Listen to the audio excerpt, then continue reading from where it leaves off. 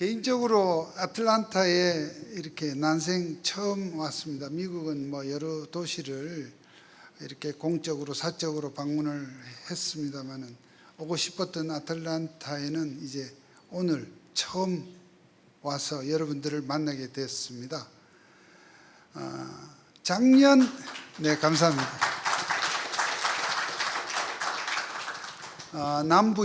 미국 남부의 아주 핵심 요충지이고 또 이 항공교통의 중심지인 아틀란타, 그리고 우리 한국 기업들이 많이 진출했기 때문에 우리 국내에서도 이 조지아주 아틀란타의 중요성에 대해서는 많이 알고 있습니다. 오늘 이 자리에 계신 분 중에 작년 11월에 그 동포 평통위원 회의에 오셨던 분 손 한번 들어보시겠습니까? 예, 반갑습니다. 정말 그렇게 한국에 이렇게 한 번씩 오시는 것이 얼마나 힘든 일인데도 잘 와주셔서 감사를 드리고요. 여러분들의 모국이며 조국인 참 대한민국은 정말 그 좁은 면적에도 불구하고 정말 발전에 발전을 거듭하고 있습니다. 모든 분야에서 놀랄 정도로 이제는 이렇게 보니까 그러한 외형적인 어떤 그 소위 GDP 이런 거에 의한 그 수치 외에도 이렇게 소위 발전하는 어떤 어드밴스된 나라에서 우리가 보여주는 여러 가지, 그러니까 사람들의 어떤 친절도, 양보하는 마음, 그리고 무엇보다 공공 화장실, 그러니까 전반적으로 매우 발전을 이렇게 하고 있습니다. 정치만 조금 잘 되면 좋겠어요. 정말로 정치만 조금 도와주고 하면 정말로 아주 완벽한 나라가 될 수도 있는 그런 상황인데, 안타깝게도 다 발전했는데 정치만 발전은커녕 오히려 퇴보를 하고 있는 것 같다는 느낌도 듭니다. 이게 아마 5년 단위로 또 연임도 안 되고 5년 단임제로 계속 정권이 바뀌는 과정에서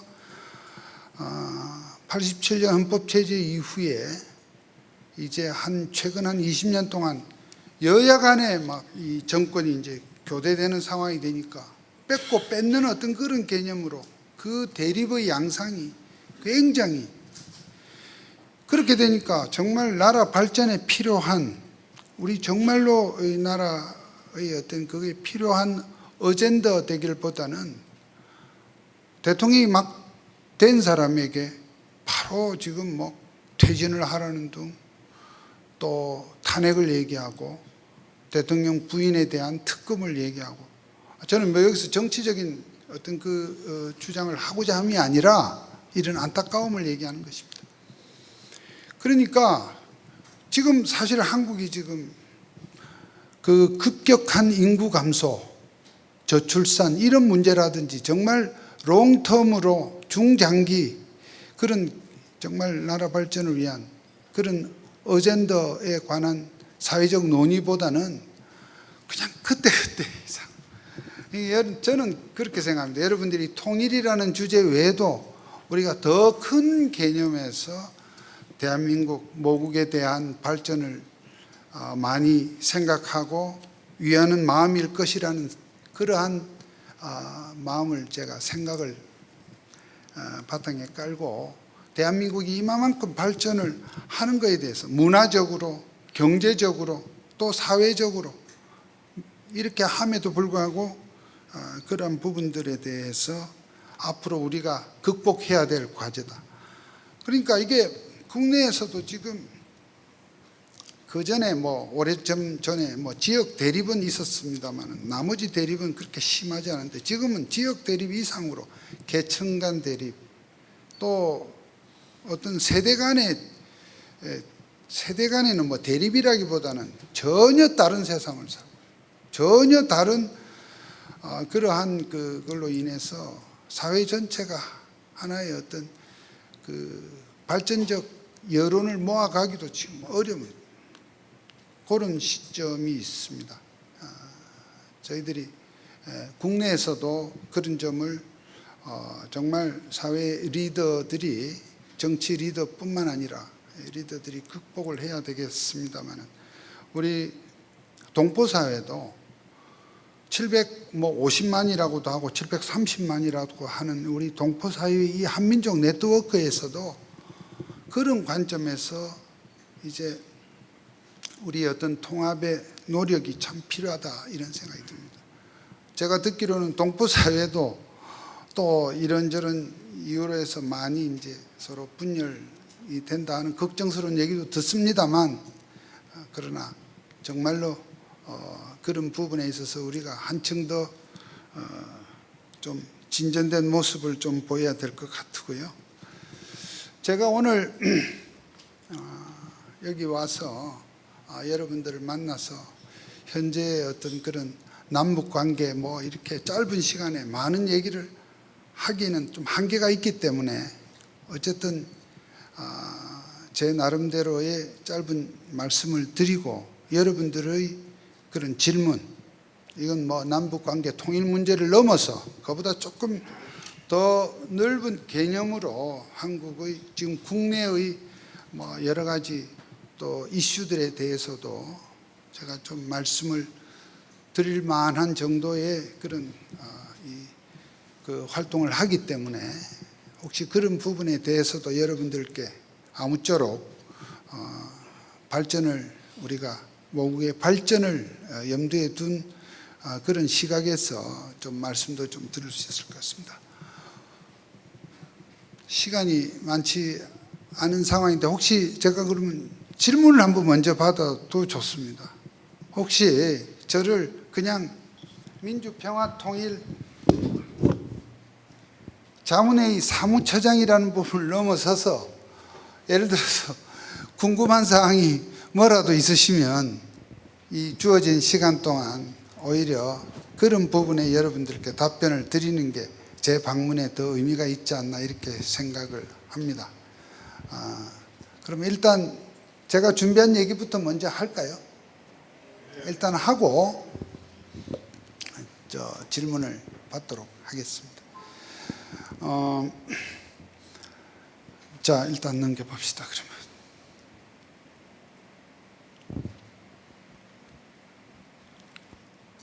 어떻게 하면 넘어가죠? 어떻게 하면 넘어가죠? 위에 걸 누르면 넘어가나? 하나씩 넘겨줄래요, 그러면? 자, 어디를 뭐 제게 주어진 시간이 짧다는 생각으로 조금 짧게 준비를 했습니다. 일단 최근의 지금 남북 관계 상황은 여러분들께서도 뉴스를 통해서 이렇게 관심 있게 봐주시기 때문에 뭐 아시겠습니다만은, 지금 그동안 우리 역대 정부의 그러한 이 대화 노력, 유화 노력에도 불구하고 이미 지금 전 정부 중간, 중반 이후서부터 남북 간의 대화는 뭐 사실상 지금 차단이 된 상태에 있고, 또 북한에 대한 대북 제재는 지금 계속되고 있는 상황에서 공식적인 물자 지원 교류도 지금 다 끊어진 상태입니다. 그런 가운데서 북한에서는 또 그야말로 미사일과 장사포 이 발사를 뭐 그냥 시도 때도 없이 지금 하고 있고, 또 핵 개발 위협도 지금 계속되고 있는 상태에 있습니다. 어떤 면에서 미국에서 더 많은 정보를, 앞으로 일어날 일에 대한 정보는 어쩌면 우리 국내보다 더 갖고 있을지도 모르겠습니다. 그런데 어쨌든 이러한 상황이 계속 되고 있음에도 정작 우리 국내에서는 또 쌌나? 뭐 이런 식의 좀 그렇게 좀 무덤덤한 또 그런 여론 경향이 있는 것 또한 사실입니다. 그러면서 지금 윤석열 정부에 들어와서 좀 전 정부보다는 좀 강하고 의연한 대처를 대통령께서 국민들에게 좀 주문을 하고 있습니다. 특히 작년 연말 지금 윤석열 정부가 사실 들어섰지만 국내에서는 대통령만 바뀌었지 아무것도 바뀐 게 없다는 자조가 나올 정도로 특별히 이 여소야대라는 국회의 그러한 열세 상황이다 보니까 윤석열 대통령이나 정부 입장에서 하는 국내의 많은 그러한 정책들은 사실은 다 발목이 묶여 있습니다. 제가 보니까 대통령은 권한만 있지 권력은 없더라고요. 이 대통령제 하에서 대통령에게 헌법상의 권한이 주어져 있지만 적어도 국내적 정책은 대통령이 뭘 하고자 해도 국회에서 그 부분을 딱 이렇게 발목을 잡으면 아무것도 할 수 없는 것이 현실입니다. 지금 윤석열 정부 들어와서 나름대로 국내 정책의 변화를 시도하기 위해서 내놓은 법 개정안은 단 한 건도 지금 통과된 게 없습니다. 다만 이 국제관계, 외교관계라든지 이런 남북관계에 관해서는 선언적 의미로서 하는 일들은 대통령께서 할 수가 있죠. 또 외교관계는 국내법의 영향을 덜 받으니까 그렇게 해서 지금 4월 달에 이제 국빈 방문을 한다고 하지 않습니까? 한국과 일본과의 관계, 미국과의 관계는 빠른 속도로 정상화되고 있습니다. 복원되고 있습니다. 이 정상화라는 표현에 약간 견해 차이는 있을 수 있겠습니다만 적어도 저희는 정상화라고 봅니다. 한반도의 그러한 안정과 또 남북 관계 또 궁극적으로 통일을 우리가 달성하는 문제에 있어서 전 정부 내지는 전 정부에 동조하는 분들이 흔히 얘기하는 우리 민족끼리라고 하는 것은 사실상 힘든 얘기다 이렇게 보고 있는 거죠. 남북 당사자 간의 어떠한 대화와 협의만으로는 이 남북 관계가 어떠한 결실을 맺거나 발전적인 진전을 이루는 것은 어렵다는 전제하에 그럼 우리 한국으로서는 일본과 또 미국과의 어떤 그런 특별히 미국과는 여러분 아시는 대로 올해 70년에 해당되는 한미 동맹 관계의 그야말로 굳건한 토대 위에서 남북 관계가 안전을 가져줄 수밖에 없다는 것이죠. 그러한 부분에 대해서는 윤석열 지금 대통령 새 정부가 빠른 속도로 한미 관계를 복원을 지금 하고 그 결실로서 국빈 방문. 저는 미국에서 이 국빈 방문이 갖는 그런 의미를 여러분들만큼은 모르겠습니다만 우리가 볼 적에 미국으로서도 국빈 방문은 그렇게 흔한 예는 아닌 것 같습니다. 특히 한국이라는 나라가 단순히 미국으로부터 지원 원조를 받는 국가가 아니라 세계 10위권의 그러한 경제력을 갖춘 국가로서 저는 우리 대통령이 미국에서 국빈 방문을 하는 이러한 감격스러운 그런 일이 이제 4월이면 될 것이다. 저는 그때 다시 대통령을 수행해서 오기를 희망을 하고 있고 그럴 가능성이 저는 충분히 있다고 보는데요. 그때 워싱턴에서 다시 여러분들 일부는 만나게 될 것 같습니다. 자, 얘기가 좀 옆으로 갔습니다만은 그러한 국내적 어려움에도 불구하고 남북 관계에 관해서는 대통령의 입장은 정말 대통령으로서는 하기 힘든 용어까지 썼습니다. 압도적으로 우월한 전쟁의 준비. 이 전쟁은 당연히 북한이 불시에 침범해 올 경우에 대한 방어적 전쟁일 것입니다. 방어적 전쟁일 것입니다. 또 우리가 평화를 얻기 위해서는, 우리의 자유를 침범하는 행위에 대해서는 응징과 보복이 오히려 상대의 그러한 도발 의욕을 꺾을 수 있다. 그냥 얼르고 달래고 하는 그런 차원보다는 확고한 그런 의지를 갖고 우리가 맞설 때 오히려 북한이 그러한 생각을 접을 수 있다고 보는 것 같습니다.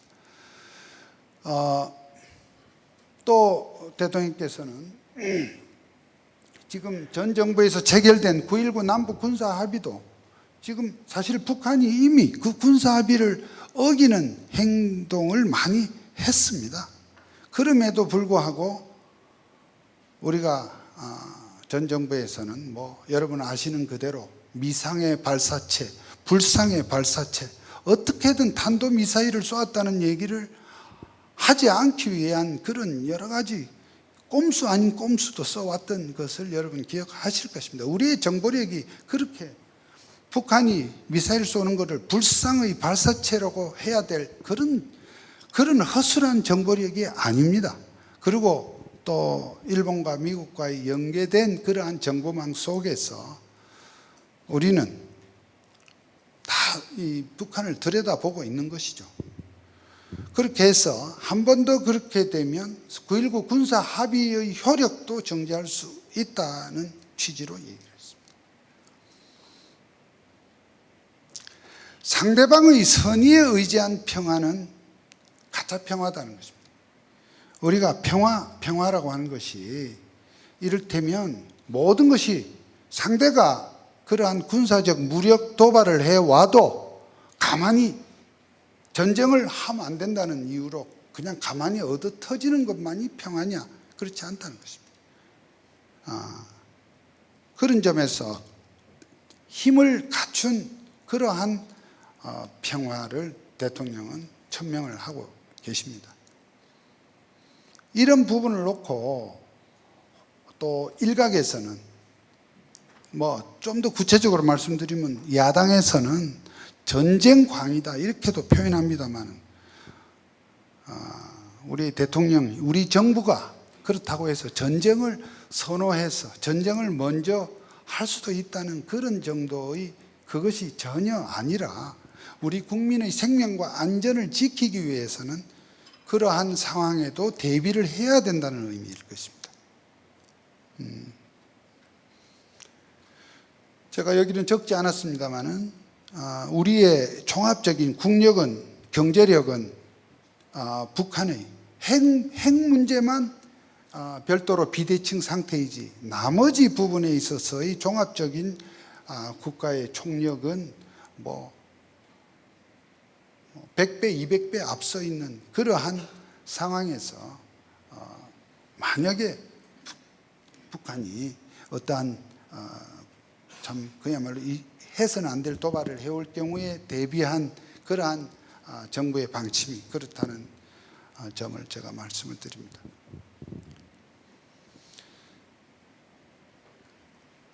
제가 최근에 사무처장으로서 국회에 불려가면 국회의원들이 저에게 이렇게 묻습니다.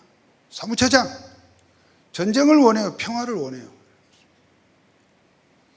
그러니까 대통령이 전쟁 하니까 사무처장도 말이지 같이 그렇게 해서 무슨 평화 또는 종전 이런 거 얘기하는 거에 대해서 굉장히 무슨 뭔가 이 거부 반응을 일으키는 점을 가지고 야당에서 그렇게 얘기합니다. 저는 그렇게 얘기를 합니다. 회의석상에서도 그렇고 회의 전후의 그런 인포멀한 대화에서도 그렇게 얘기합니다. 저는 그때 뭐라고 대답을 해야 되겠습니까? 저도 평화를 원하고 온 국민이 평화를 원하지만 유사시에 대비할 수 있는 능력을 갖춘 상태에서 우리가 평화를 추구해야 되는 것이다. 그렇게 얘기를 합니다. 사무처장, 한반도에서 전쟁이 종식되기를 원해요, 안 원해요?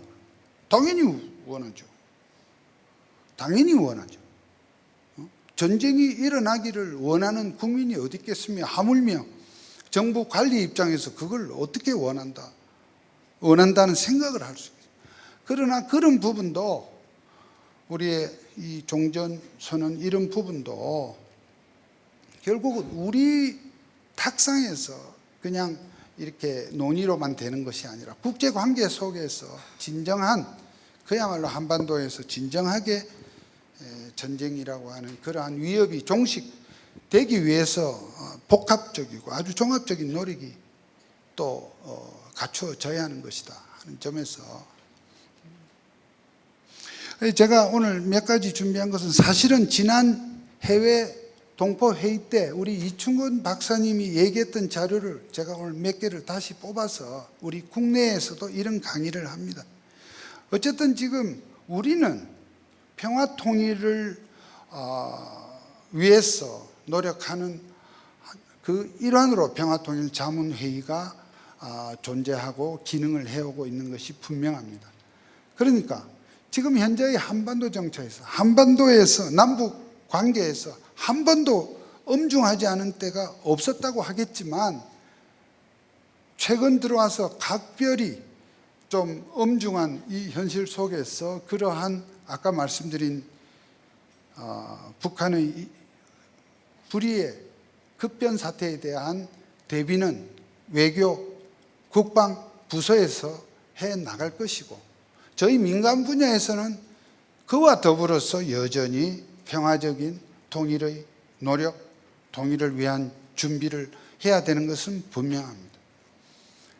사태가 엄중하고 또 대통령께서 압도적인 대응과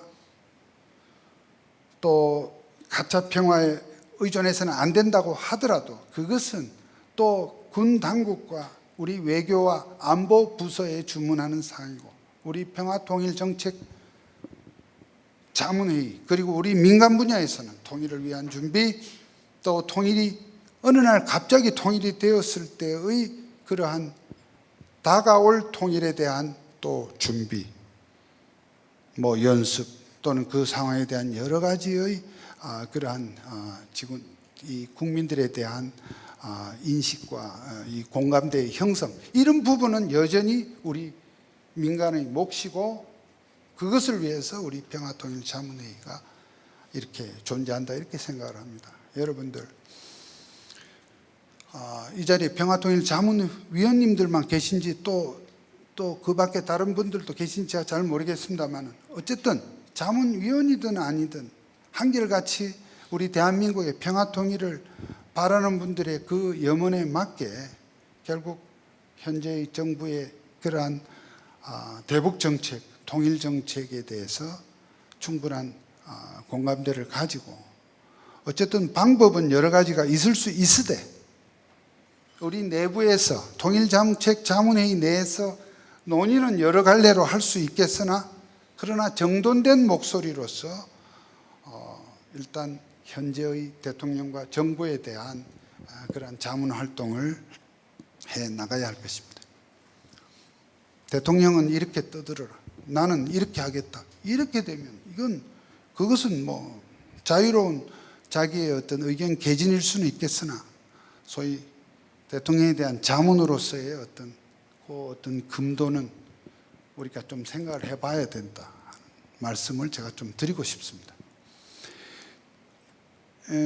지금 국내에서 많은 논의가 나오는 것이 이게 지금 전쟁과 평화를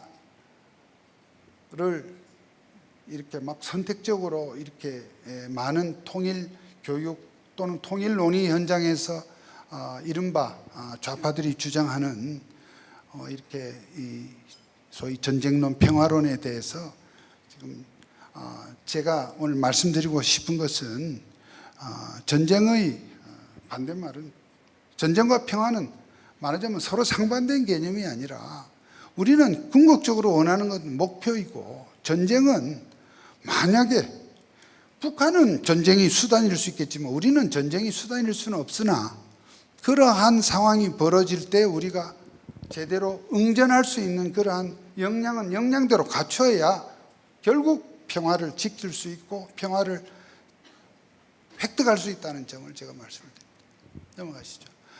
한반도 문제를 읽는 기본 공식은 여러분들도 아시는 바와 같이 결국은 이 한반도의 환경은 과거에도 그랬고 지금도 그렇고 앞으로도 이 국제 환경에 의해서, 국제 관계에 의해서 굉장히 좌우되는 측면이 많습니다. 왜 북한이 미국을 향해서 ICBM을 쏘는 그러한 준비를 하고 하는 것이 그냥 이러한 국제 관계 속에서의 여러 가지 이거라고 생각합니다. 저희는 뭐 여기서 또 우리 지금 현재의 국지적 그런 여러 가지 지정학적 지금 문제들을 다 얘기할 시간이 없지만 지금 최근에 어떤 전문가들 강의를 제가 대화를 해보니까 지금 염려하는 게 중국이 대만을 공격할 경우에 지금 일본과 한국에 있는 미군이 그 부분에 투입이 될 경우의 힘의 공백을 걱정하는 그런 얘기도 지금 많이 나오고 있습니다. 어쨌든 이 한반도의 이 안전 문제, 남북 관계의 이런 대치 문제는 그와 같이 어떤 중국과 대만 간의 분쟁에 의해서도 한반도의 어떤 안전에 위협이 초래될 수 있다는 그런 측면입니다. 여러 가지로 지금 한반도를 둘러싼 미국의 이러한 군사적 협력은 견고합니다. 지금은 북한이 미사일을 쏘면 그 다음에 바로 또 미국과 한국이 그 특별한 그 비행기가 이렇게 뜨고 해서 바로바로 어떤 가만히 있지 않는 모습을 보여주고 이렇게 해서 저는 우리 대통령께서 저는 빠른 시일 안에 하와이를 방문을 해서 인도 태평양 사령부를 좀 방문을 해서 인도 태평양 미군의 이런 군사력 이런 부분에 대한 두터운 신뢰를 보여주는 것이 참 필요하다고 하는 그런 생각도 하는데요. 어쨌든 그런 부분이 다 지금 우리 국내에서 생각하는 여러 가지 긴밀한 한미 간의 어떤 그런 협력입니다. 그러한 부분이 다 결국 바닥에 깔린 상태에서 우리 국내에서도 통일 노력을 또 우리 물 한 잔만 주시겠습니까?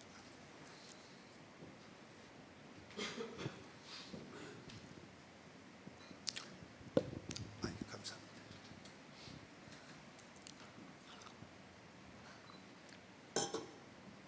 국제 정치의 이런 역학 구조에 대해서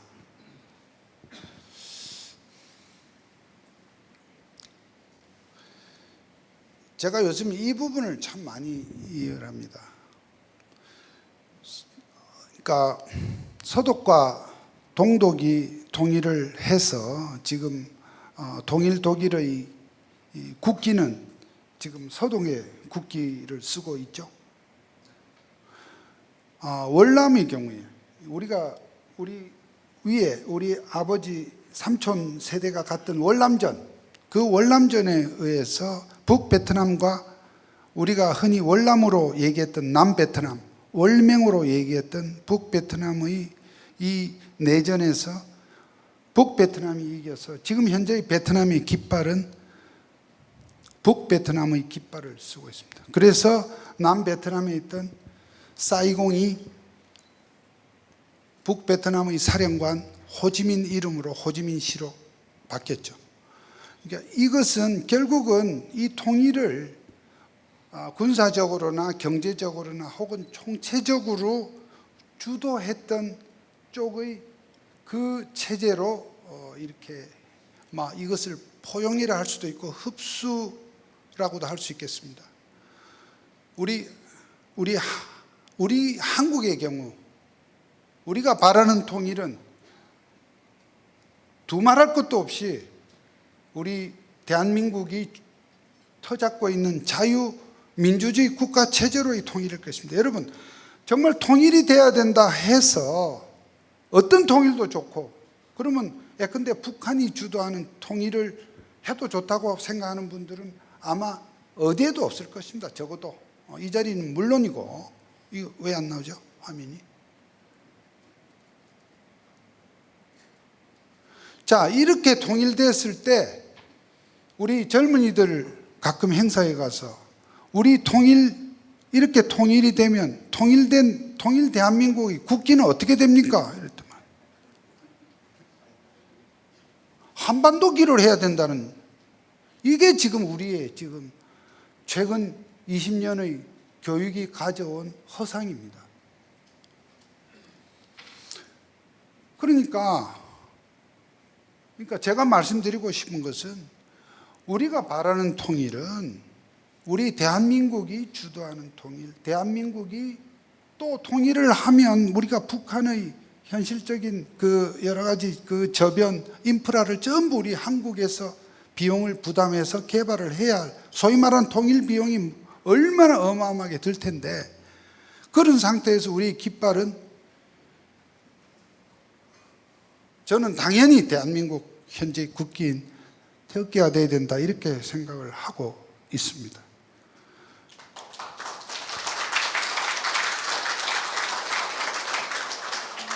지금 박수 쳐 주시는 분들이 저의 생각에 동의한 것으로, 그렇다고 박수 안 친 분들은 동의 안 한 건 아닐 것입니다만, 어쨌든 지금 20대 30대의 국내에서도, 혹은 저는 우리 미주 지역의 각 협의회 어떤 활동에서도 한반도 기간 저는 많이 안 나오는지 제가 약간 의구심은 갖고 있습니다.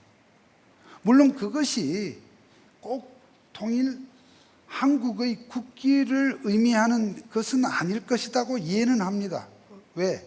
우리가 언젠가부터 국제경기에 남북한이 같이 입장하기 위해서 편의적으로 썼던 그 한반도기. 그런데 의외로 젊은이들은 그것이 통일된 우리 한반도의 국기여야 된다고 생각하는 경향이 있어요. 저는 이것이 굉장히 중요하면서 심각한 문제라고.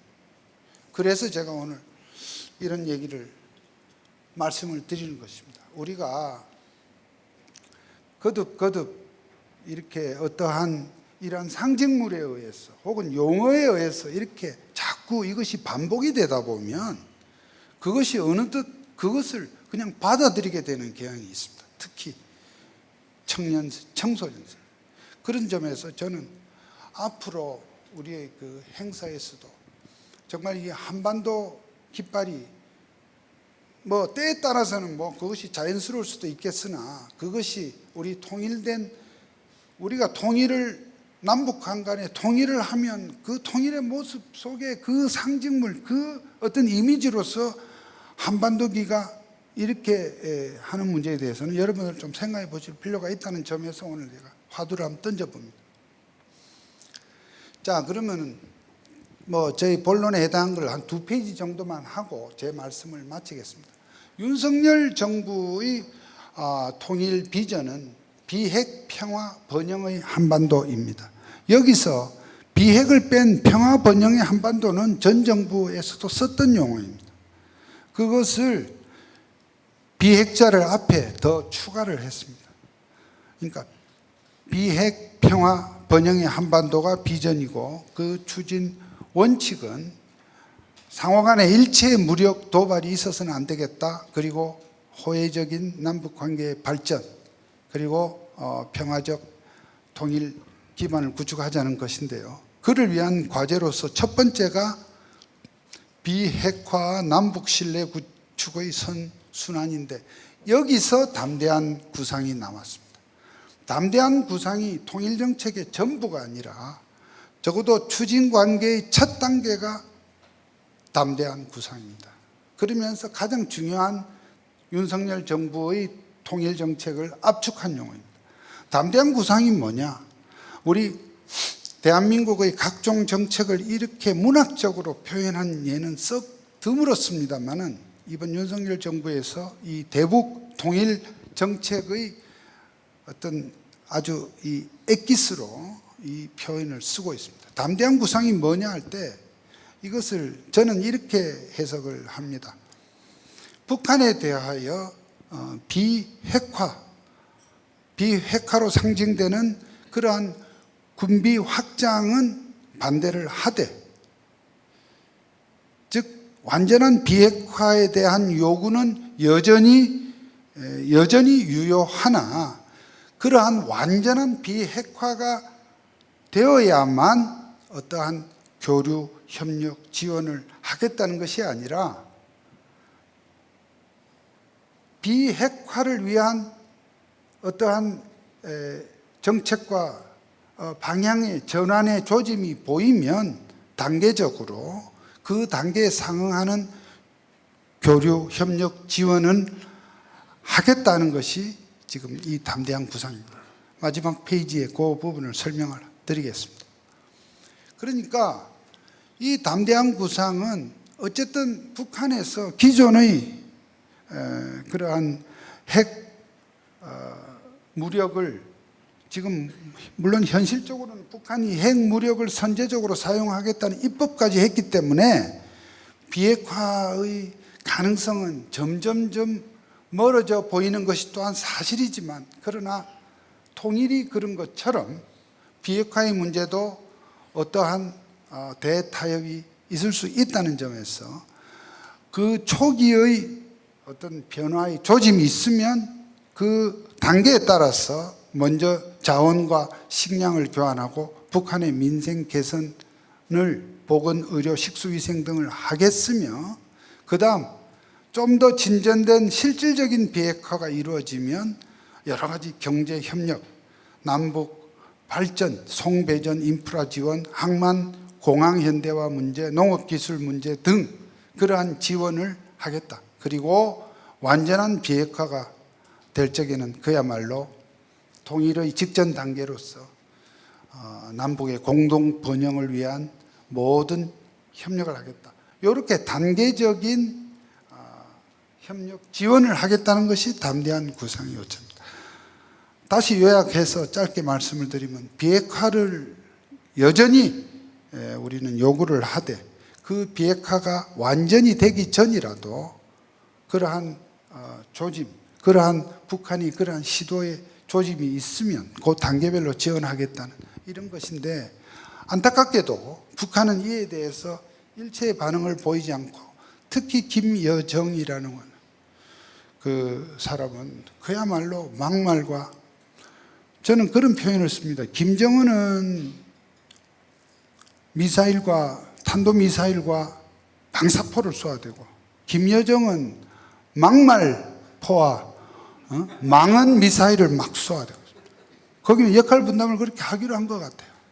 근데 어쨌든 김여정의 그러한 중요한 지위에 있는 사람이 계속 그렇게 하는 것이 참 여러 가지로 착잡합니다만, 지금 북한과 지금 아무런 어떤 대화가 되고 있지 않은 현실입니다만, 그러나 내년 올해를 지나고 내년 총선에서 윤석열 정부가 좀 더 지금보다는 훨씬 국정에 있어서의 여건이 향상이 되면 저는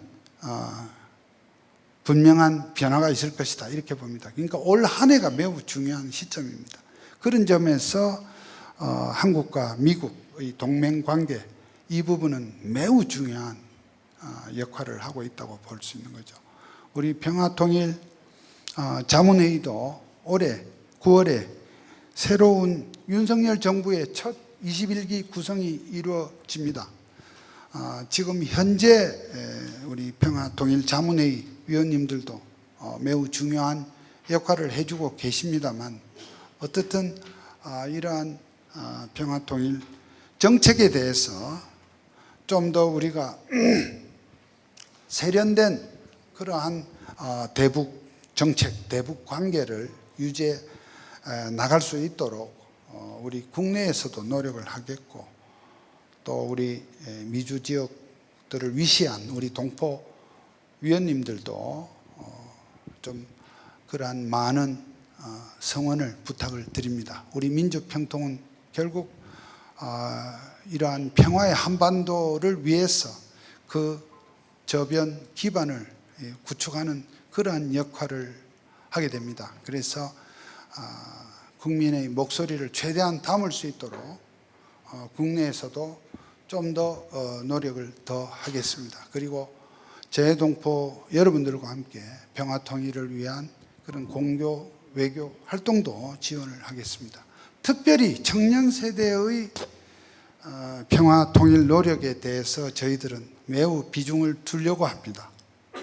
지금 국내에서도 좀 청년 세대, 우리가 이 청년을 45세 미만으로 일단 법에서는 분류를 하고 있는데 어쨌든 20대, 30대, 40대 젊은 세대의 이러한 통일 선도 노력이 매우 중요하고, 우리 동포